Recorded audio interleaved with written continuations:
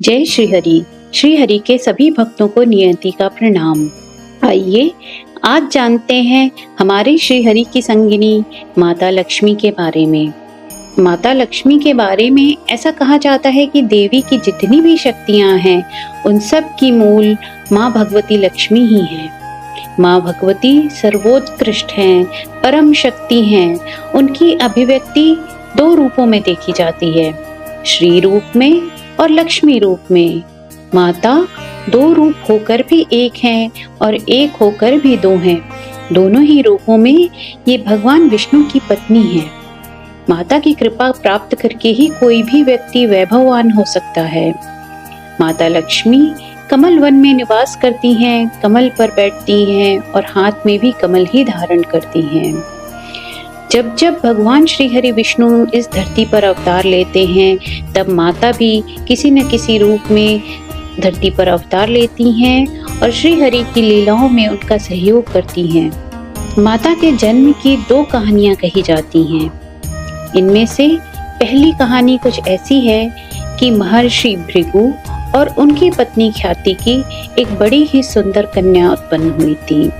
ऐसा कहा जाता है कि उस कन्या के समान सुंदरी तीनों लोकों में कोई भी दूसरी कन्या नहीं थी।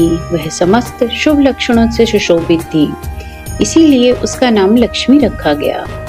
धीरे धीरे बड़े होने पर लक्ष्मी ने भगवान नारायण के गुण प्रभाव का वर्णन सुना।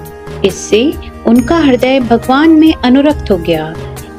वो भगवान नारायण को पति रूप में प्राप्त करने के लिए समुद्र तट पर घोर तपस्या करने लगी। उन्हें तपस्या करते करते हजारों साल बीत गए। उनकी परीक्षा लेने के लिए इंद्र भगवान वहां पर श्री हरि विष्णु का रूप लेकर आए।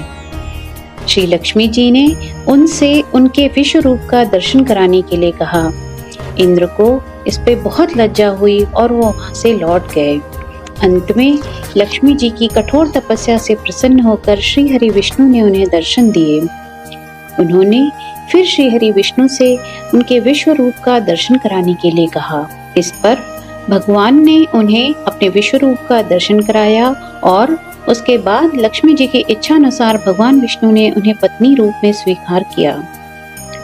दूसरी कहानी कुछ ऐसे कही जाती है कि एक बार महर्षि दुर्वासा धरती पर घूम रहे थे। घूमते घूमते वो एक बड़े ही सुंदर जंगल में गए।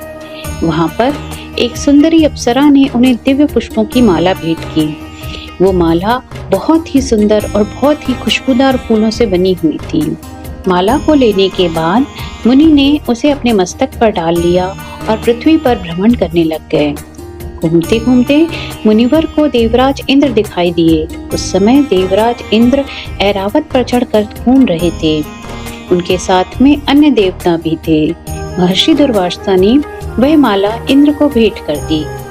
इंद्र ने वो माला लेने के बाद उसे ऐरावत के मस्तक पर डाल दिया। ऐरावत हाथी ने उस माला की तीखी गंध से आकर्षित होकर उसे अपनी सूंड से उतार लिया और पैरों तले रौंद डाला। उस माला की दुर्दशा को देखकर महर्षि दुर्वासा को बहुत क्रोध आया और उन्होंने इंद्र को श्रीहीन होने का श्राप दे दिया। उस शाप के प्रभाव से इंद्र श्रीहीन हो गए, अर्थात कि उनका सारा धन, वैभव, ऐश्वर्य, पद सब कुछ खत्म हो गया और संपूर्ण देवलोक पर असुरों का शासन हो गया। समस्त देवता असुरों से त्रस्त होकर इधर उधर भटकने लग गए। ब्रह्मा जी की सलाह से सभी देवता भगवान विष्णु की शरण में गए। भगवान विष्णु ने उन लोगों को असुरों के साथ मिलकर क्षीर सागर को मथने की सलाह दी। भगवान की आज्ञा पाकर देवगणों ने दैत्यों से सुलह कर ली और समुद्र का मंथन का कार्य शुरू किया। अब समुद्र कोई छोटा मोटा तो था नहीं। समुद्र को मथने के लिए मंदराचल पर्वत की मथानी बनी और वासुकी नाग की रस्सी बनी। भगवान विष्णु ने स्वयं कछुए का रूप धारण करके मंदराचल का आधार बनना स्वीकार किया।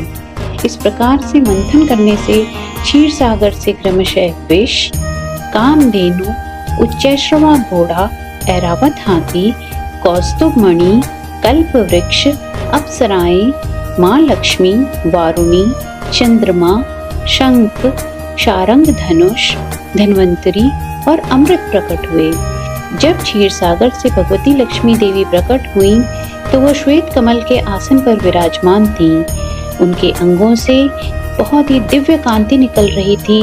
उनके हाथ में भी कमल का फूल था। लक्ष्मी जी का दर्शन करके सभी देवता और महर्षिगण प्रसन्न हो गए। उन्होंने वैदिक सूक्तों का पाठ करके लक्ष्मी देवी की स्तुति की और सभी के देखते देखते माँ लक्ष्मी ने भगवान विष्णु का पति रूप में वर्ण किया और उनके पास चली गईं।